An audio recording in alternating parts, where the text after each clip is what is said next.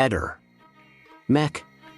Pallister. Martedì prossimo segnerà una tappa cruciale nelle indagini sulla morte di Liliana Resinovic, la 63enne triestina ritrovata senza vita il 5 gennaio 2022 nel parco dell'ex ospedale psichiatrico di San Giovanni, avvolta in sacchi neri e con la testa infilata in 2 sacchetti di plastica. Il pubblico ministero Ilaria Lozzi, titolare del fascicolo d'inchiesta che ha recentemente subito una svolta, con l'iscrizione nel registro degli indagati del marito Sebastiano Visintin per omicidio, conferirà formalmente un nuovo incarico per accertamenti tecnici irripetibili a un team di esperti di altissimo livello. I professionisti designati per questo supplemento di indagine sono l'antropologa forense Cristina Cattaneo, i medici legali Stefano Tambuzzi ed Elena Pilli, il maresciallo dei RIS Rosario Casamassima e l'esperto di merceologia e impronte digitali Oscar Ghizzoni. Si tratta di un'integrazione alla già dettagliata consulenza medico-legale redatta nei mesi scorsi dal team della professoressa Cattaneo, la cui firma compariva insieme a quelle di Tambuzzi, Biagio Eugenio Leone e dell'entomologo Stefano Vanin. Gli accertamenti avranno natura medico-legale, genetica e merceologica e, data la loro irripetibilità, potranno assistere anche i consulenti tecnici di parte. In particolare saranno ammessi quelli nominati dalla difesa di Visintin, nonché i periti scelti dalle persone offese nel procedimento: Sergio Resinovic, fratello della vittima, la nipote Veronica e la cugina Silvia Radin.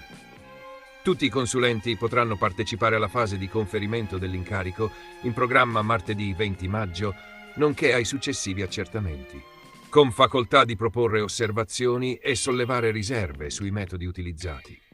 Al momento, l'atto di notifica alle parti non riporta l'elenco dettagliato degli accertamenti previsti.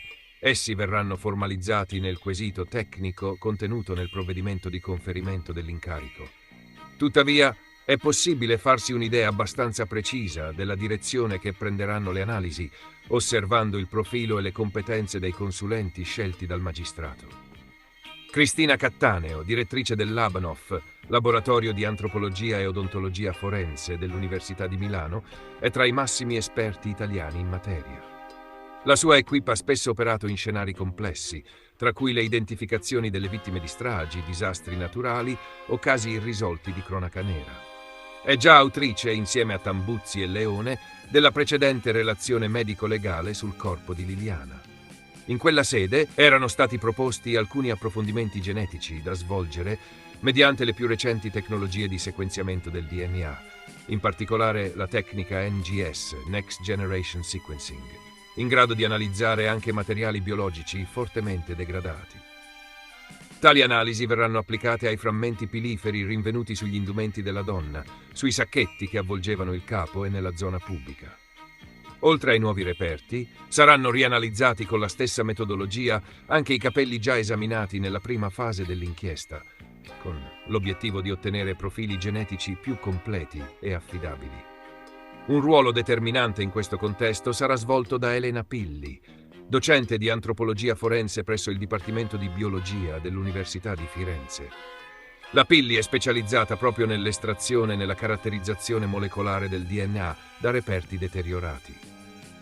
È nota anche per la sua lunga attività nell'identificazione dei fucilati delle fosse ardeatine e per il contributo fornito in casi di rilevanza nazionale come quelli di Yara Gambirasio, Serena Mollicone, Melania Rea ed Elisa Claps. Recentemente, nel 2023, aveva ricevuto un incarico dal GIP Luigi Dainotti per analizzare 10 reperti nel cold case Una Bomber. La sua collaborazione con Cattaneo è collaudata da anni. Un ulteriore contributo tecnico arriverà da Oscar Ghizzoni, ufficiale in congedo dei RIS di Roma e Parma, ora titolare di una società di consulenza privata, GSC. Laureato in chimica, Ghizzoni è esperto di tossicologia, balistica, esplosivi, impronte digitali e soprattutto merceologia. Queste ultime 2 competenze saranno centrali per le verifiche su materiali e compatibilità fisiche nel caso Resinovic. Tra gli accertamenti possibili, la verifica della compatibilità tra i guanti sequestrati a casa di Visintin e l'impronta rilevata su uno dei sacchi neri. L'analisi comparativa tra il cordino trovato al collo della vittima e le matasse di spago consegnate da Visintin alla squadra mobile. E ancora, il confronto tra un filamento giallo rinvenuto sul polsino sinistro della maglia di Liliana e il maglione dello stesso colore sequestrato al marito. Il maresciallo Rosario Casamassima, attualmente in forza ai RIS di Roma, vanta una lunga esperienza nelle analisi microscopiche e chimiche. Fu lui, nei primi anni 2000, a condurre le indagini scientifiche sui nastri che avvolgevano il cranio di Serena Mollicone, la giovane di Arce, uccisa nel 2001. Il suo ruolo sarà probabilmente decisivo per eventuali riscontri sulla dinamica di compressione e contenzione del corpo di Liliana. Curiosamente, tra i consulenti incaricati non figura alcun radiologo forense, dettaglio che potrebbe indicare che, almeno per il momento, la procura non intenda approfondire ulteriormente la controversa lesione alla vertebra toracica riscontrata nel corso del secondo esame autoptico. Su questa frattura si è recentemente acceso un intenso dibattito tra i consulenti di parte, con interpretazioni divergenti sul fatto che possa essere compatibile con un trauma perimortale o piuttosto con un danno post-mortem. Per conoscere nel dettaglio il contenuto dei nuovi accertamenti sarà comunque necessario attendere martedì 20 maggio, data in cui verrà conferito l'incarico ufficiale. Quel giorno, nel corso di un'udienza riservata a tutte le parti processuali, il pubblico ministero Lozzi illustrerà formalmente i quesiti tecnici e definirà le modalità operative con cui ciascun consulente dovrà svolgere le proprie analisi. A quel punto, il lavoro degli esperti potrà entrare nel vivo, con l'obiettivo di sciogliere alcuni dei più intricati nodi ancora irrisolti nella morte, ad oggi senza colpevoli certi, di Liliana Resinovic.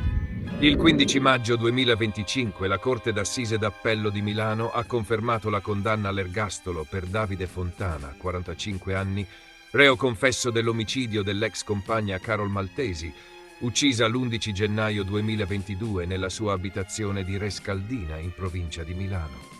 I giudici hanno ritenuto sussistente e prevalente l'aggravante della premeditazione, rigettando la tesi difensiva che puntava a una riduzione della pena in virtù delle attenuanti generiche. L'ergastolo, dunque, è stato reso definitivo dopo un lungo iter giudiziario che ha attraversato 3 gradi di giudizio, compreso un rinvio da parte della Corte di Cassazione. In primo grado Fontana era stato condannato a 30 anni dalla Corte d'Assise di Busto Arsizio, che aveva escluso le aggravanti della crudeltà, dei futili motivi e della premeditazione. Una sentenza che aveva suscitato reazioni contrastanti, soprattutto tra i familiari della vittima, che avevano definito quella pena troppo lieve. In appello, la Corte d'Assise di Milano aveva riformato la decisione, disponendo l'ergastolo. Tuttavia, nel settembre 2024, la Corte di Cassazione aveva annullato parzialmente la sentenza, ordinando un nuovo processo d'appello limitatamente alla valutazione dell'aggravante della premeditazione. Il nuovo giudizio si è chiuso ora con la conferma dell'ergastolo. I giudici hanno escluso il periodo di isolamento diurno, ma hanno confermato che l'omicidio fu pianificato, escludendo l'ipotesi dell'impulso improvviso. Le motivazioni della sentenza saranno rese note entro 60 giorni. Secondo quanto ricostruito in aula, Carol Maltesi, madre di un bambino e nota per i suoi contenuti sulla piattaforma OnlyFans, si era recata quella mattina a casa di Fontana per girare un video a sfondo erotico. Durante le riprese in cui era prevista una simulazione di bondage, l'uomo l'aveva colpita con almeno 13 martellate alla testa, per poi tagliarle la gola con un coltello da cucina. Dopo l'omicidio, Fontana aveva conservato il corpo della giovane in un congelatore che aveva acquistato appositamente, lo aveva smembrato e aveva cercato di bruciarne i resti in un barbecue, senza successo. Nei giorni successivi aveva trasportato i resti in alcune valigie e li aveva abbandonati in un dirupo in Val Camonica, tra le montagne della provincia di Brescia. Il suo arresto era avvenuto il 4 marzo 2022, pochi giorni dopo il ritrovamento del corpo da parte di un passante. A incastrarlo furono le celle telefoniche e i tabulati, ma soprattutto le incongruenze nel suo racconto, che crollò definitivamente quando confessò tutto, descrivendo con freddezza le fasi del delitto e del successivo tentativo di occultamento. Il caso ha sconvolto l'opinione pubblica, non solo per la brutalità del gesto, ma anche per la lucidità con cui Fontana ha gestito i giorni successivi al delitto, rispondendo ai messaggi che arrivavano sul telefono della vittima fingendo che fosse ancora viva e proseguendo la sua routine quotidiana come se nulla fosse accaduto. Dopo la lettura della sentenza, la zia di Carol Maltesi ha espresso il proprio sollievo dichiarando: «Spero che adesso sia finita e che Carol possa riposare in pace». La decisione della Corte ha messo fine a oltre 3 anni di attesa per i familiari della vittima, che si sono battuti perché venisse riconosciuta la premeditazione e venisse inflitta la pena massima. Il caso ha anche riacceso il dibattito sul femminicidio e sulla necessità di interventi più decisi da parte dello Stato per tutelare le donne da relazioni tossiche e violente, anche quando non emergono segnali evidenti prima dell'esplosione della violenza. Con la conferma dell'ergastolo, la giustizia ha dunque scritto l'ultima parola su uno dei casi di cronaca nera più sconvolgenti degli ultimi anni. Ehi, non dimenticare di iscriverti a questo canale.